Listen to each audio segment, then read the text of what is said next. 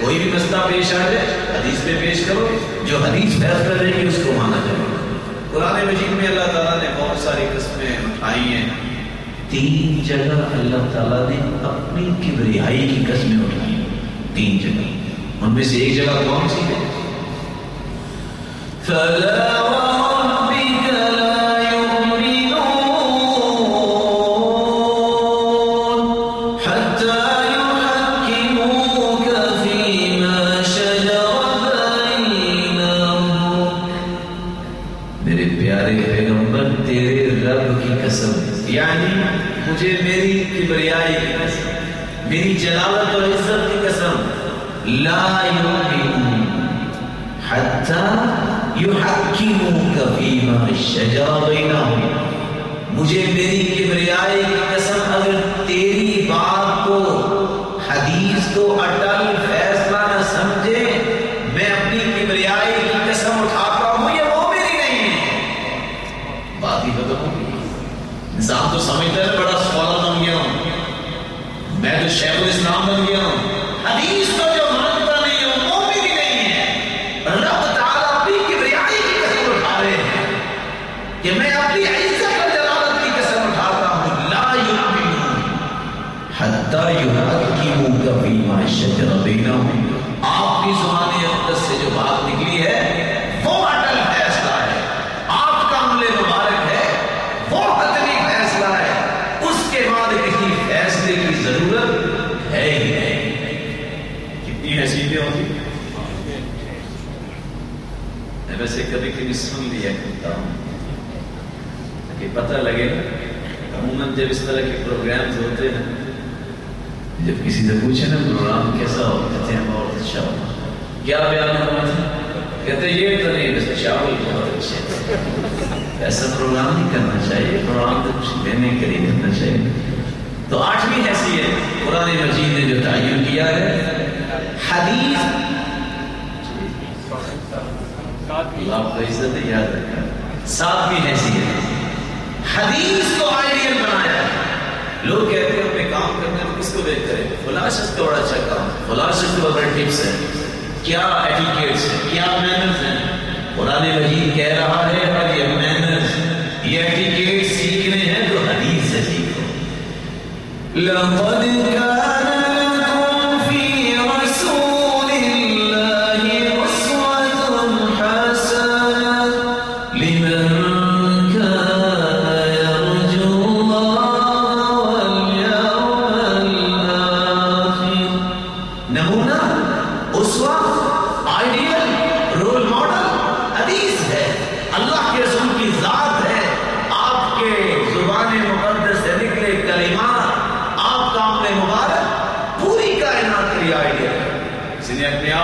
کرنا ہے۔ دیکھو اللہ کے رسول کیا کرتے تھے، خوشی کا موقع کیسے گزارتے، غمی کے وقت کیا کرتے، کیا نہیں یہ سب کو بھی جب اللہ کے رسول کو خوشی آتی تو سجدے میں گر جاتے۔ لیکن آج ایک شخص کو خوشی ملتی ہے تو کیا کرتا ہے، ناچنے لگ جاتا ہے۔ اس نے آئیڈیا کیسے سمجھا، خوشی کے موقع پہ اللہ کے رسول کو سجدہ کرتے ہیں۔ کیا نہیں جب آپ کو غم آتا، پریشانی آتی، نماز پڑھتے۔ آج غم آئے ایک شخص کو گریبان پاڑتا ہے، معاملہ کرتا ہے۔ اس نے آئیڈیا کس کو سمجھا، اس نے آئیڈیا کس کو بنایا؟ رول ماڈل حدیث ہے، خوشی بھی اس طرح کرے جس طرح اللہ کے رسول نے خوشی کی، غمی بھی اس طرح گزار لے جس طرح اللہ کے رسول نے گزاری۔ کس طرح اپنے لیل و نہار اللہ کے رسول نے گزارے، یہ آئیڈیا، یہ رول ماڈل ہے۔ اللہ ہمیں اس بات کی پابندی کرتا۔ اب کچھ لوگوں کے ذہن میں سوال ہوگا کہ آپ کیسے اللہ کے رسول کے معاملات کو جانیں؟ قرآن نے اس کا بھی تعین کر دیا، یہ لمبی چوڑی وضاحتوں میں پڑھنے کی بات نہیں ہے۔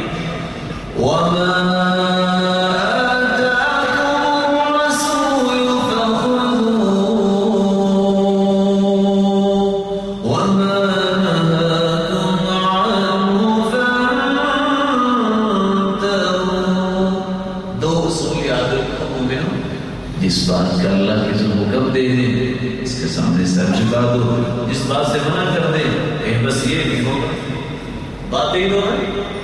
جس چیز کا حکم دے دیں مان لو, جس سے روک دیں رک جاؤ. تمہارا ایمان بھی اچھا اور تم نے آئیے بھی اللہ کے رسول کو سمجھا. نویں حیثیت قرآن مجید نے بیان کی ہے. اپنے اعمال کو باطل ہونے سے بچانا چاہتے ہو, حدیث کے مطابق کرو. اگر حدیث کے مطابق عمل نہیں تو باطل ہے, رائے گاہ ہے, محنت ضائع ہے.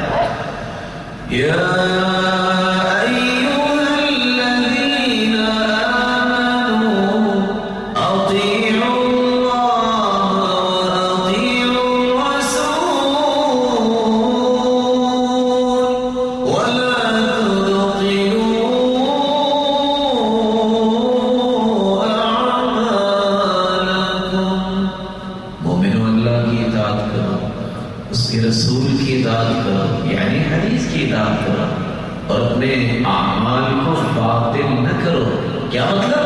اگر تم نے حدیث کی بات نہ مانی, جتنا مرضی اچھا عمل ہو, کائنات کا کوئی بھی شخص کرے, من عمل عملا لیس علیہ امرنا وهو رد, کوئی بھی شخص جتنا بھی اچھا کام کرتا اگر حدیث کے مطابق نہیں, سنت کے مطابق نہیں, مردود ہے, باطل ہے.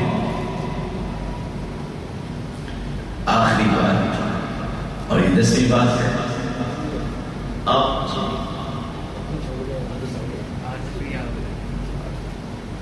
میں دوبارہ دہراتا ہوں, ذرا یاد کیجیے گا, حدیث مبلغ ہے, حدیث مبین ہے, حدیث معلم ہے, حدیث محلل ہے, اور حدیث چیف جسٹس ہے, اور حدیث رول ماڈل ہے, اور حدیث سب سے بڑا حکم ہے, اور اللہ کے رسول جو دے دیں اور جو جس سے منع کر دیں, یہ کرائیٹیریا بھی حدیث دیتی ہے. اور 9ویں بات میں نے بیان کی کہ اعمال کو ضائع ہونے سے بچانے کا ایک ہی راستہ ہے, حدیث کے مطابق کیا جائے.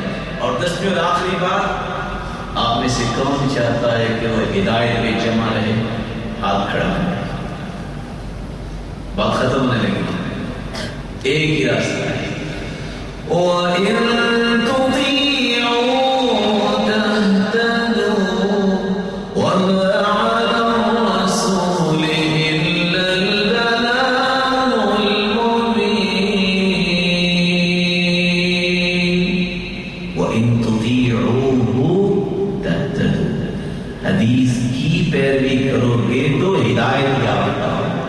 اگر اس کی پیروی نہیں ہے تو ہدایت ممکن نہیں. اللہ رب العزت سے دعا ہے, اللہ رب العزت ہمیں حدیث کو نعمت سمجھنے کی توفیق عطا فرمائے, اور اللہ رب العزت ہماری زندگیوں کو حدیث کے مطابق بنا دے.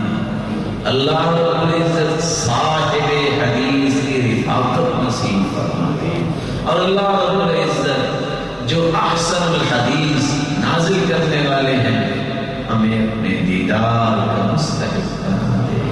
اور دعا کیجیے جو بیمار ہیں اللہ رب العزت کو شفا یاب فرمائے, جو کسی مصیبت میں ہے اللہ ان کی مصیبت کو خوشیاں بنا دے, جو کسی تنگی میں اللہ تنگیاں آسانیاں بنا دے, صاحب اولاد کی نیک اولاد بنائے, اور ان کو صدقہ جاریہ بنائے, اور جو بے اولاد کی جوڑیوں کو بھی باہر بنا دے, اور مالدار کے مال میں برکت فرما کے تقوی نصیب فرمائے, اور فتنوں اور آزمائشوں سے بچائے, اور جو بے روزگار ہے اللہ کو تمدن بنائے, مخلوص کی غیبی خزانوں سے مدد فرمائے. اللہ رب العزت مسلمانوں کو عزتوں, رحمتوں, راحتوں, برکتوں سے نوازے. امت اسلامیہ کے ساتھ اللہ تعالیٰ رحمت کا موقع فرمائے, اور تمام اسلامی ممالک میں امن و استحکام پیدا فرمائے. اس مملکت البحرین میں بھی امن و ایمان اور امان کو پیدا فرمائے, اس کو سکون اور وقار کر کے حوالہ بنائے.